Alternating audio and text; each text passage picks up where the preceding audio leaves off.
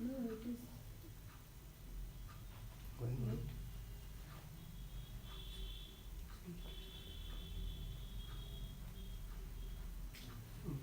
आज से दोबारा स्टार्ट कीजिए. नहीं, दोबारा ये start next कीजिए. video. दोबारा start. Right.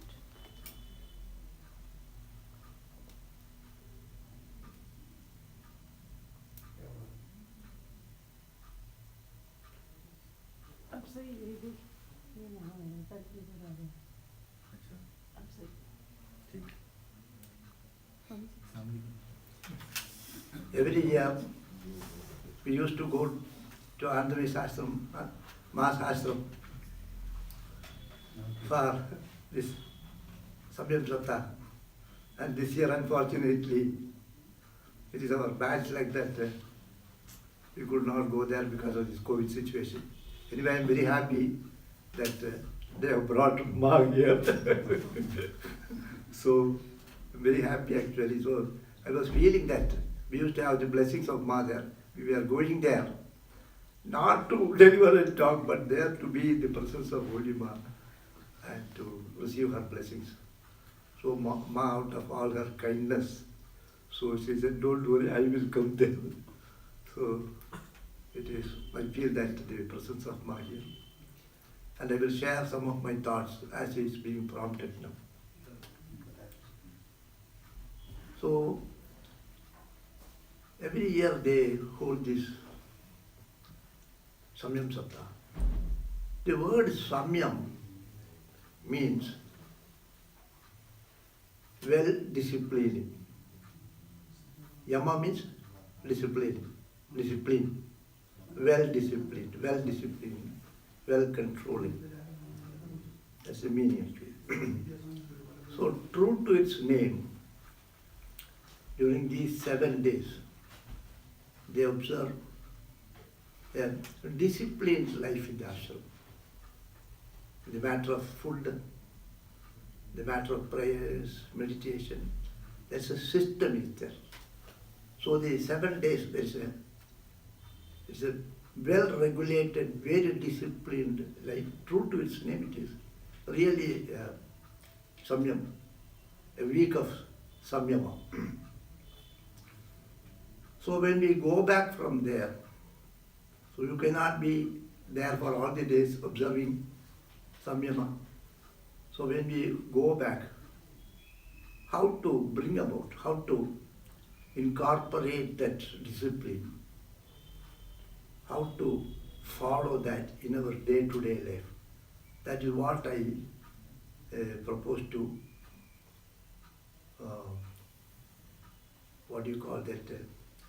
contemplate on today's sharing. So there are millions of people, living beings, human beings, and also there are animals. And even the trees have life, trees and plants. So all are living beings. So compared to this animal kingdom and plants like plant kingdom, we consider that we are superior. This human life is superior to the other lives. Compared to animals, we are superior. Compared to plants, we are superior. True also. We are superior because of our intellect. And see, but one thing is there. When we are practicing something, when we are practicing spiritual practices, when you are exercising, doing spiritual practices, even otherwise, what is your problem when you ask someone? They will say the mind is disturbed. There are a lot of thoughts in the mind and I am worried. People say like that. So our mind, we are, millions of people are there. And millions of thoughts are also there in the mind. So many people are here. And every day we entertain different thoughts, millions of thoughts. How many thoughts that pass through your mind? So likewise, billions of people, crores of people, 600, 700 crores of people are there. Everyone is having thought. But what you are thinking now and what I am thinking now may not be identical. In spite of so many people, 700 crores of people. So at a given point of time, no one will be thinking identical. You will be thinking something and the other man will be thinking something else. So thought is not, everyone is disturbed. Everyone is disturbed by thoughts. And there are millions of thoughts. But no two persons think alike actually. What you are thinking and what I am now thinking.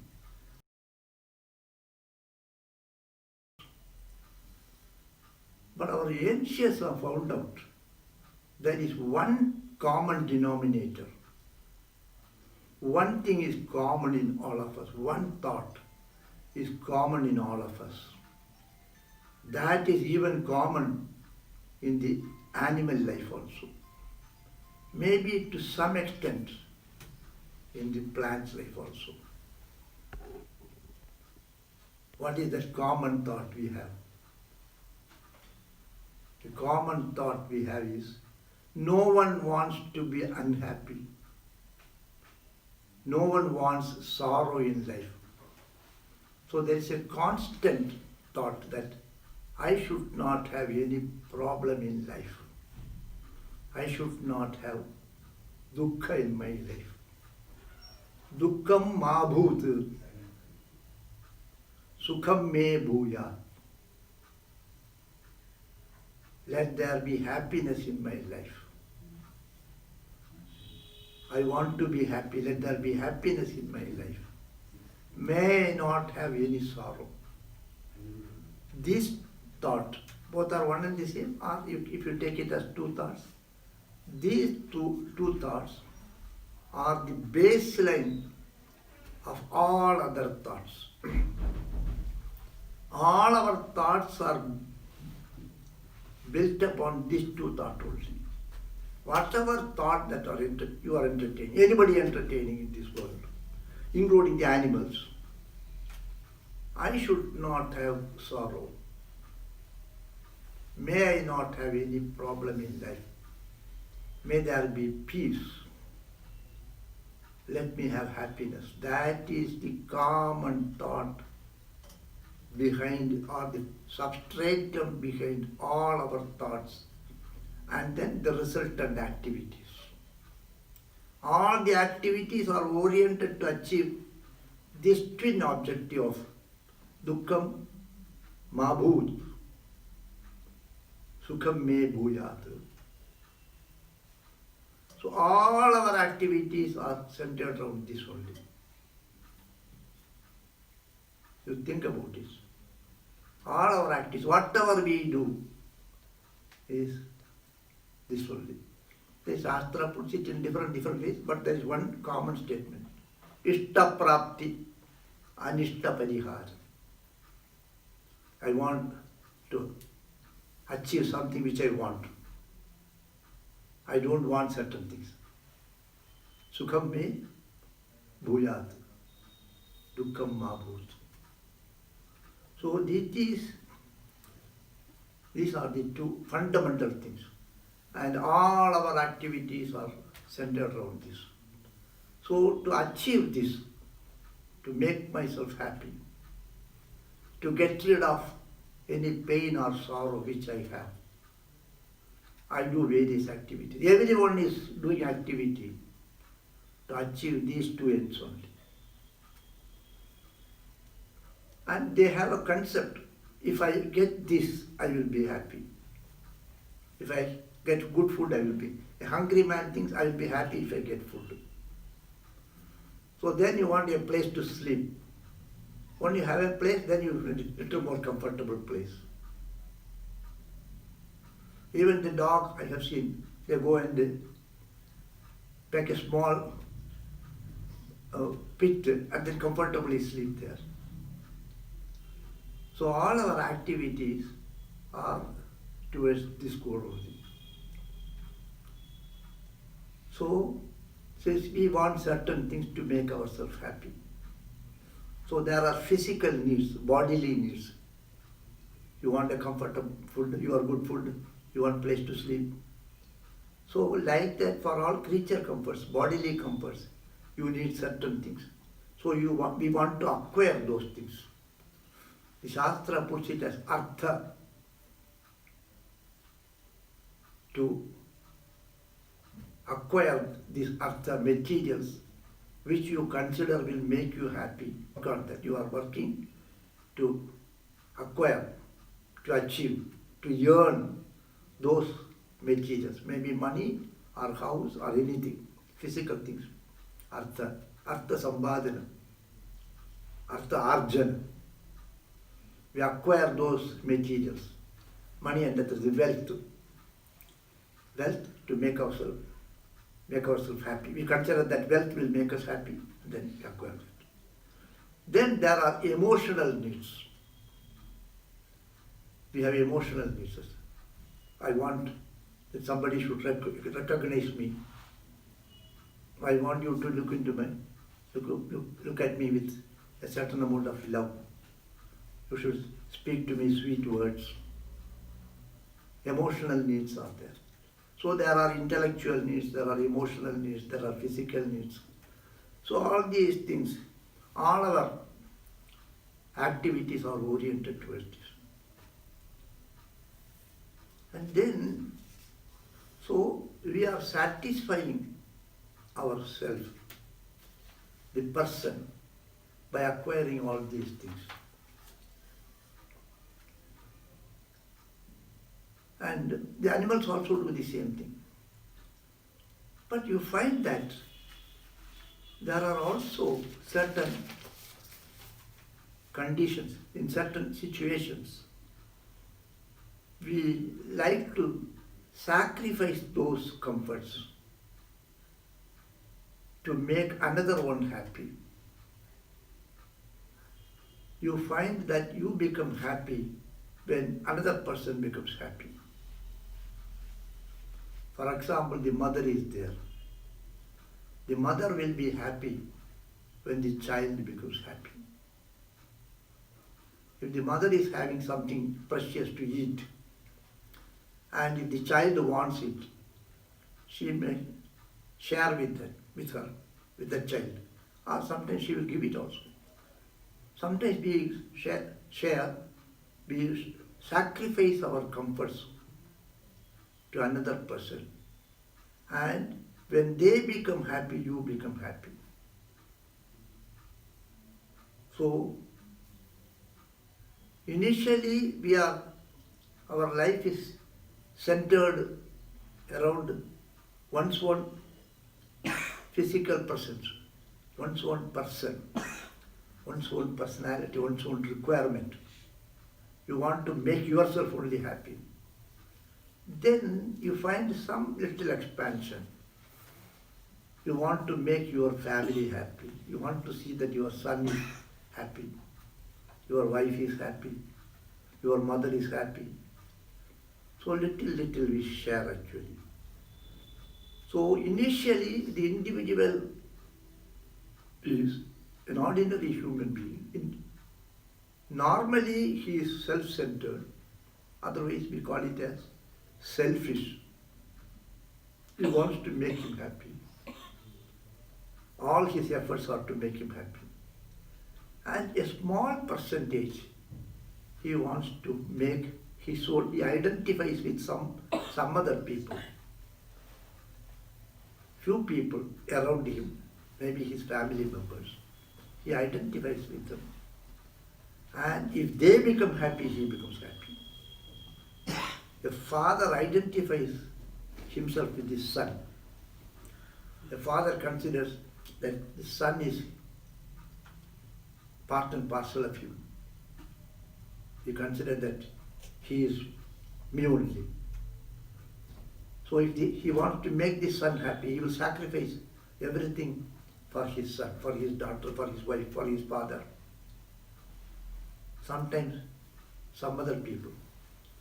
So what happens in that case? Normally we Want to be happy. I want to be happy means I want to make myself happy. Whatever I want, I acquire. Then I acquire, and for the sake of another person, I share that with you and make you happy, and by that in turn I become happy. So in this process, what is happening actually? I consider that this body is me. My personality is confined to this, my own self. Then when you begin to make others happy, when you share your happiness with other people, when you feel happy when the other person gets happy, then you are identifying yourself with the other person.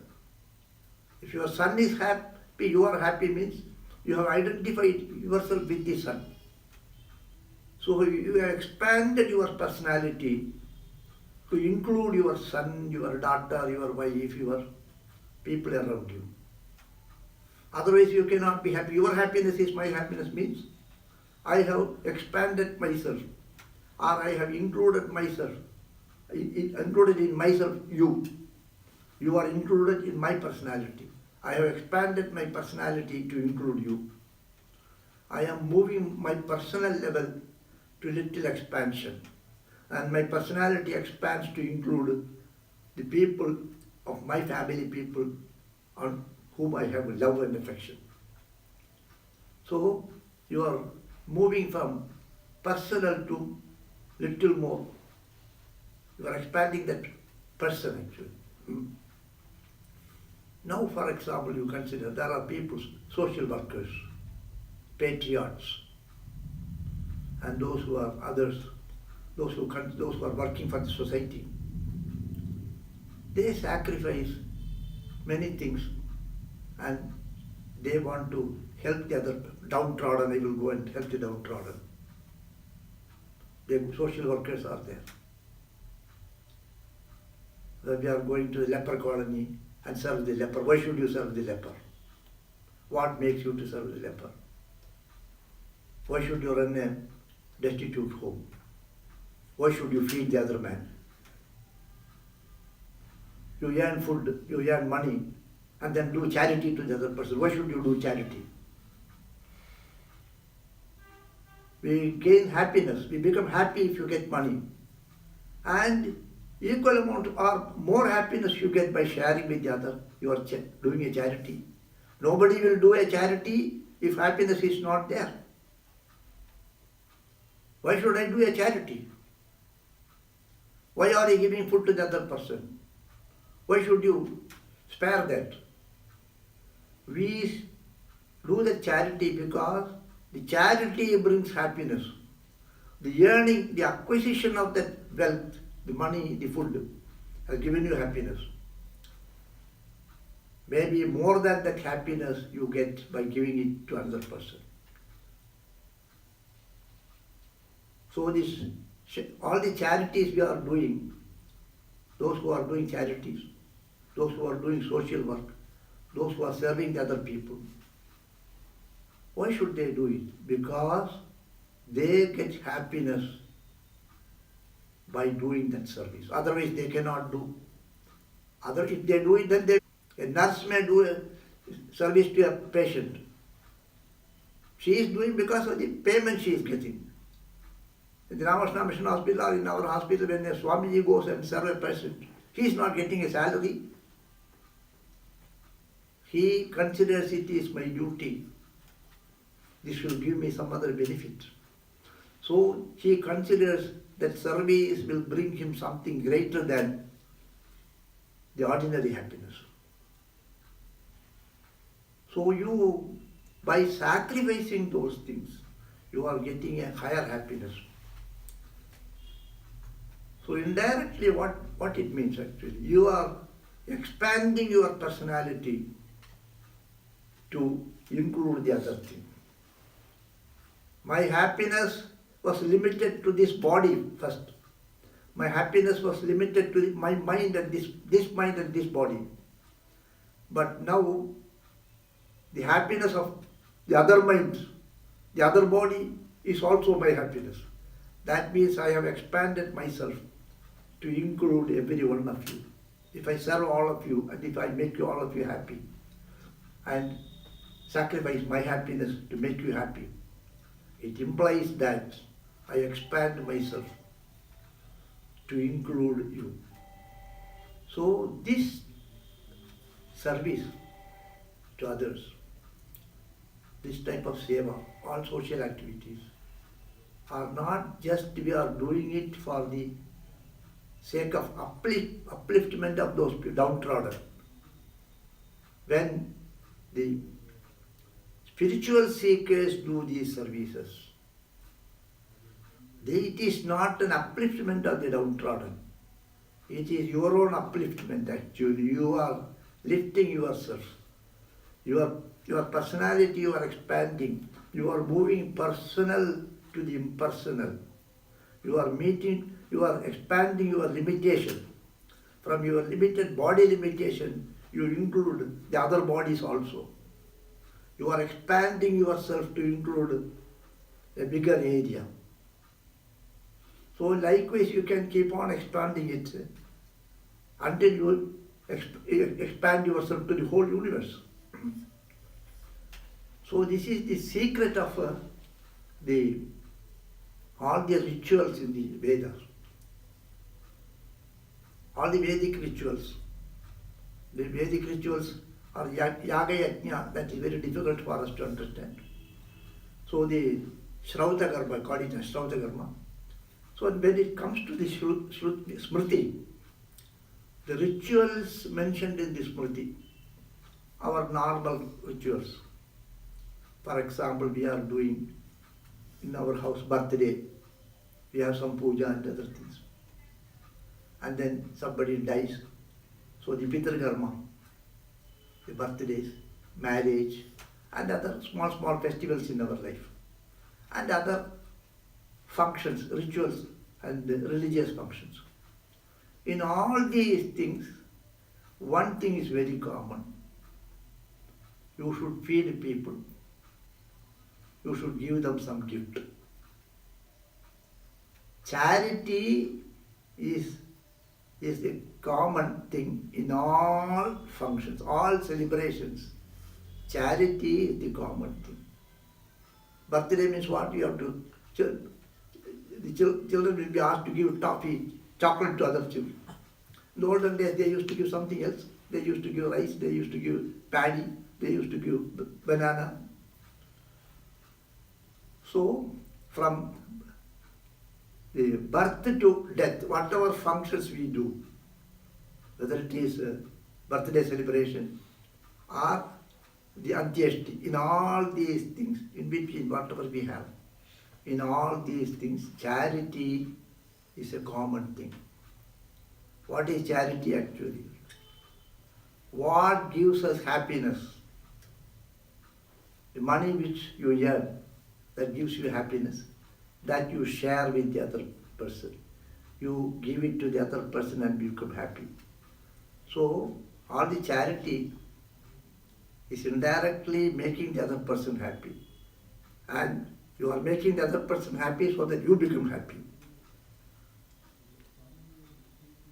So, dana is actually a common thing in all the functions. No ritual is there without charity actually. No ritual is there. In all the religions, in all the religious festivals, in all the celebrations we do, it is a synchronon to do charity, food charity by giving annadana, vastradana, bhudana, godana, so many things are there. All these things are charity only. So one common thing in our scriptures is charity. It has to be observed, and there are conditions that whichever function you are doing, it should be there. And the other thing is daya, compassion. Daya. You know, there is a famous quote is there from the Upanishad. Dhanam, daya, and dhamma. The Brihadaranyaka Upanishad, that's a story that one one asura, one human, and one devata. All the three went to the Brahma and asked for Upadesha. Then he said, after a few years of tapasya, he said, da, da, da, da, da, da. He said. So what is that? So first the devata came. He said, da. Have you understood? Yes. What is that? Dhamma. Control yourself. Control your behavior. And then the human being came. What is that? Don't hold charity, do charity. And to the asura, you are very cruel, have a little daya. So daya, compassion, and dana, charity, and dhamma, control. These three are the baseline for all spiritual exercises. These are required because this is required. This is why we do it. This we have to do it naturally. Initially we maybe do it under compulsion. Afterwards, when it becomes natural, you share with other person and you get a joy. So in that process actually, we are expanding ourselves. Knowingly or unknowingly, we are expanding ourselves. Your self-centered nature goes away and you begin to include others also in you. So this is, in Samyam Saptah, what we do actually, this Dhamma is first practiced. Control. Dhamma is practiced. So arrogance, no more aggressions, no more arrogance. Adaptability. You adapt. So whatever be the situation, we adapt to that actually. It naturally comes actually. So in our life also, slowly what happens, we have to adapt to the situations here. We adapt to the situations and we have this, we find joy in making others happy. So ultimately what is the spiritual exercise? Spiritual exercise is make the other person happy. Always when they speak about Swami Shivananda, they used to say that Swamiji is always wants to make the other person happy. Why you make the other person happy? Because that person is within him. He has expanded himself to include the other person. Otherwise you can't do that. So naturally we are also moving to that only.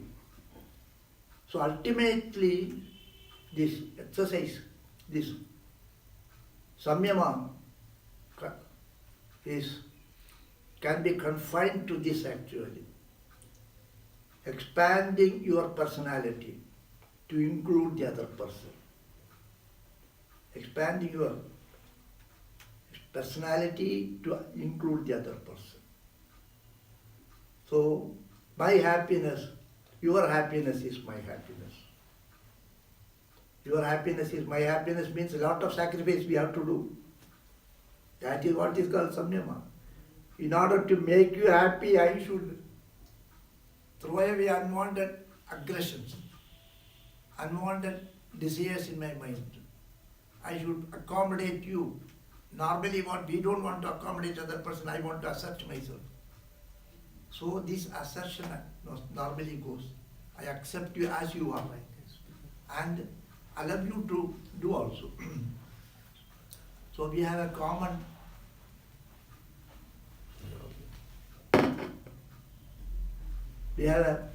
common prayer. Every day we say this.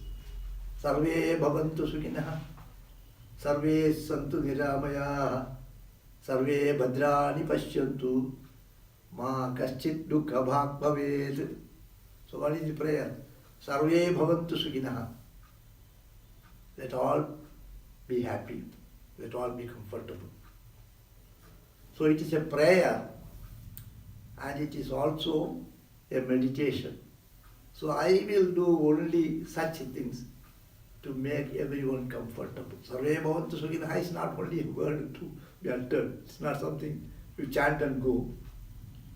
One day you will begin to think whether I am doing that, sarve bhavantu sukhinah, whether I am doing that, sarve bhavantu sukhinah, sarve santu niramayah, and everyone be free from all pains.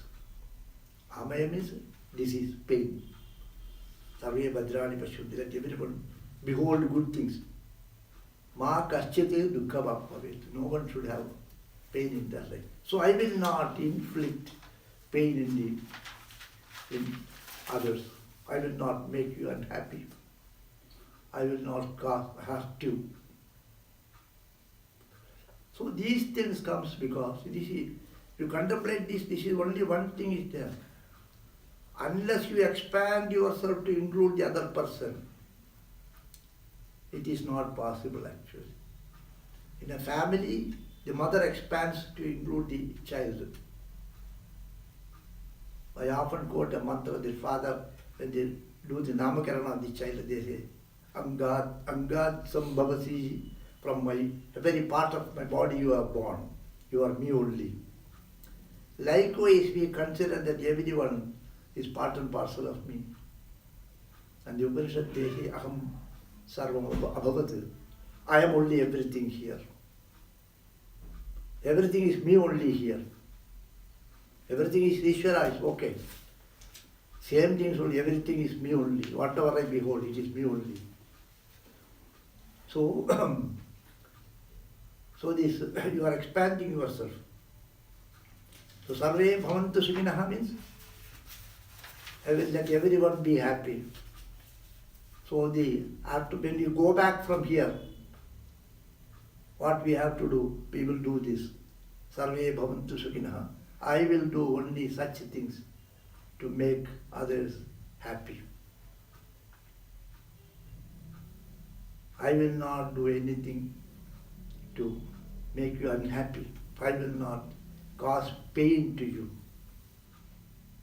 Ultimately, all your personal discipline is what actually? Personal discipline is to discipline your unwanted desires. Your genuine desire, I am hungry, I want food, it is no problem. I will deprive you of your food, is a problem. So, what is your normal desires which will not affect others? Bhagavan says in the Bhagavad Gita, Dhamma viruddho bhudeshu kamosmi varadarshava. All desires which are not opposed to Dharma is me. So any genuine desire to have comforts here, to be happy here is okay. But when the desire exceeds the limit and deprives the other person of his benefits, then only the adharma comes, the papa comes. Papa is what actually? Ultimately depriving the other person of his comforts to make oneself happy is papa. So I will not do that. On the other I will sacrifice my pleasure to make you happy is dharma. So that expansion of your personality, this discipline, when we do charity, when we do service, when we help other person, at the lowest level, when you look from a very gross level, it is a service you are doing to the other person. But when you look at the subtlest level, when you look from an angle of philosophy, when you look from the angle of the soul, then any service to the other person is an expansion of your personality. Even looking at a person with an eye of love is an expansion of personality. The soul looks through the eye actually. When Vishwamitra goes to Dasharatha to ask for Ramchandra,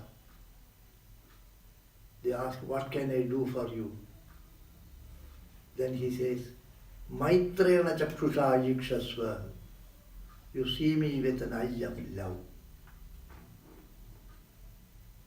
Very difficult, you know. We have suspicion.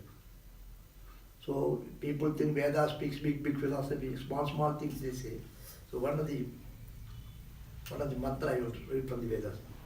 Mitrasyaham chakshusha sarvani bhutani samikshe. Mitrasya chakshusha samikshamhe.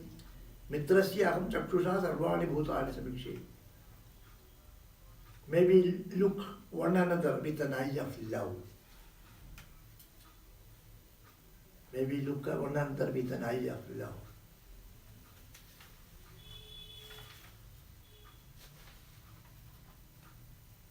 I look everything with an eye of love. No hatred, no sense of separate feeling. I am different, you are different. That is not there. So this is the highest sacrifice you can do. The best samyama is see everything with an eye of love. Understand the other thing. And accommodate that person within you. Accommodating that person. Expanding yourself to include that person. So whenever they speak of Mahatmas, they say they will forgive anything. Why it is? Because they understand his limitations.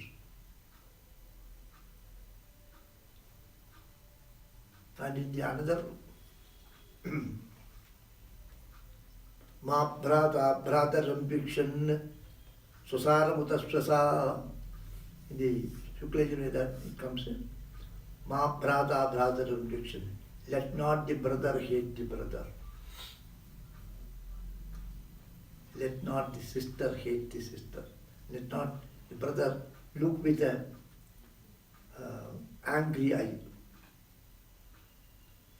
Don't cast an angry look at another person. Don't cast a hateful look at another person. Let not the brother cast a hateful look on another brother. Let not the sister do it. Simple thing, but it is very difficult, you know. Our selfish interests prevents us to look the other person with an eye of love. We limit ourselves. He is different, I am different. And what is spiritual exercise? Spiritual exercise is to expand ourselves. I am the world. I am everything here. And everything here is the spiritual life actually. I should include everything in me. Bhagavan is all pervading. And the Antaratma is also Bhagavan only. So I am all pervading. I should be all pervading. I should include everyone here. The good and the bad, the right and the wrong, the saint and the scoundrel.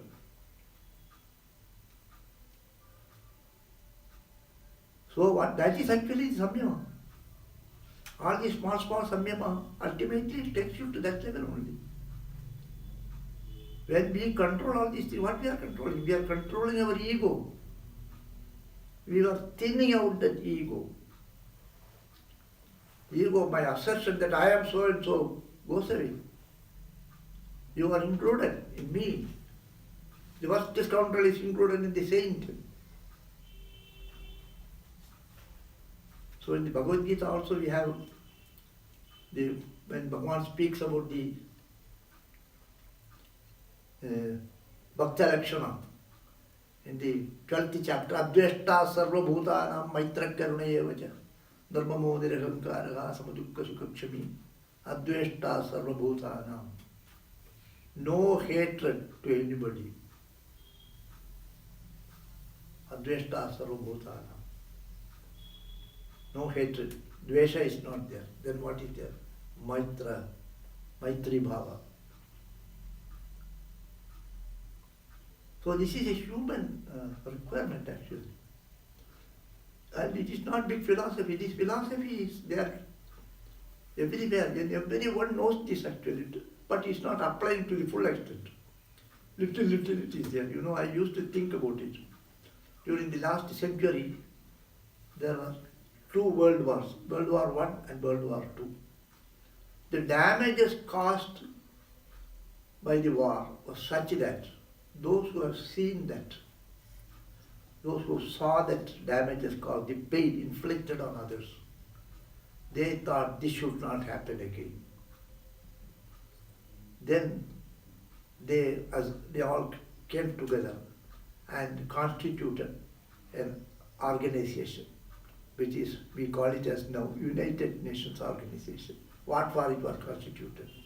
When they, after the bombing of this Nagasaki and Hiroshima, the damage they caused, the suffering they have inflicted on poor people, and then they thought this should not happen here. We don't want to see people suffering. You don't want to see people suffering. If people suffer, you suffer. Why should you suffer? So that you are basically, there is an innate goodness in everyone. An innate goodness. Why do you prevent it? Let it flow. Swallow the whole world. So the innate goodness in you is expanding and including everybody, is what is called spirituality. What is preventing that? That is the blockage, that is avidya. And the samyama is actually to break that barrier. There is a natural flow of love. There is a natural flow of love for the other person. But some barricades we are creating now and then. What is the samyama? Break that barrier. Breaking that barrier is the samyama. That we do for 7 days here, now okay. But when you go back again, he has to do. So it is there because no, these, whatever I have shared with you, the Vedas, Upanishads, etc., the people may not be knowing, those who constituted, they may not know, may know or may not know. The soldiers, the politicians, they may not know, even if they know it, they don't accept it as a spiritual lesson. They consider from a different angle. Whatever be it, it's a truth that they have the innate goodness in them. They don't want to see the other man suffer. When they saw suffering, so their heart melted down. Whether he's a politician, crook or anybody, we don't bother.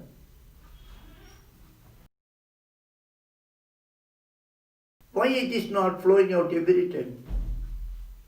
Why it is not coming out all the time? What prevents it from coming? So some barricades are there. Those barricades have to be broken. That is samyam actually. For that only this daya, dana, dhamma and all these things, all these spiritual exercises are only to remove these barriers we have provided, the blockades we have created, the encasement we have created. So that is actually Samyam Saptaka. And so when we go back from here, what we have to do is remember these things actually. Basically, your Swarupa is Bhagavan Swarupa. We are chip of the same block. Bhagavan only has come in this form. Ahamatma Udagesha Sarvabhuta Ashiyastitaha. So Bhagavan is the indweller in all of us. He is present very much in every one of us here. But somehow we are not able to recognize that something is preventing.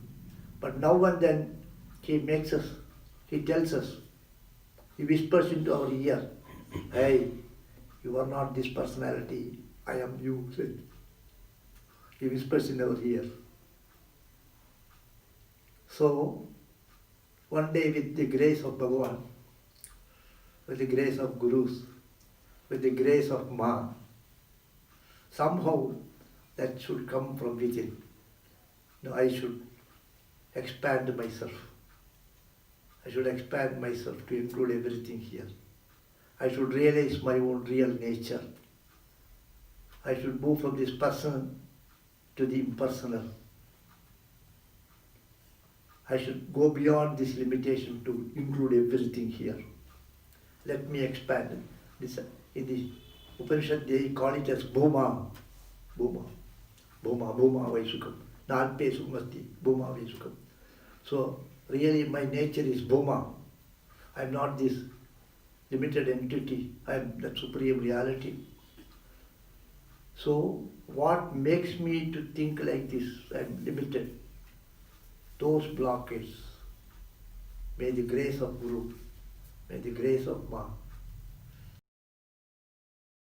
and may the Saptaka, Samyam Saptaka, bring these thoughts in our minds, when we go back from here, now and then, and may Bhagavan help us to realize our own personality. Hari Om Tat Sat.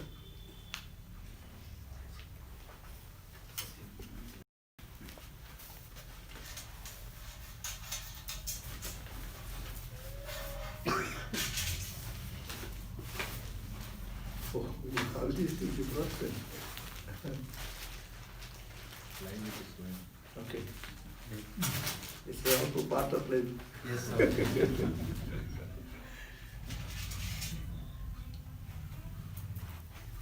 Oh. Side हो जाओ Sachin camera इधर आओ ना इस पर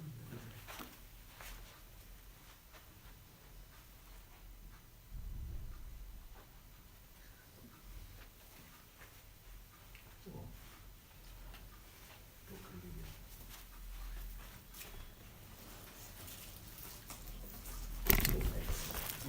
sound It's not your drugs.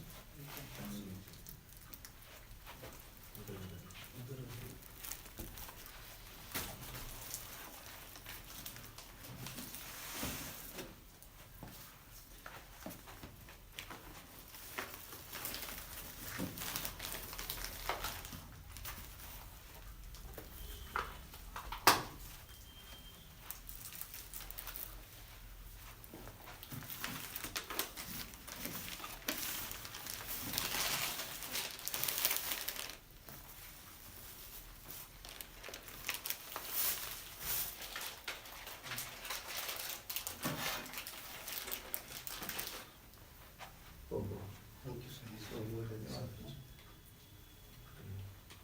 I don't know your name. Pushpas. Huh? Pushpas. Pushpa. Mataji's name? Padma. Padma. You are there in the ashram? Yes, I am his wife. Okay. So, Huh? she has Diksha there. Okay. She is- Oh. Okay. Anything else I can do?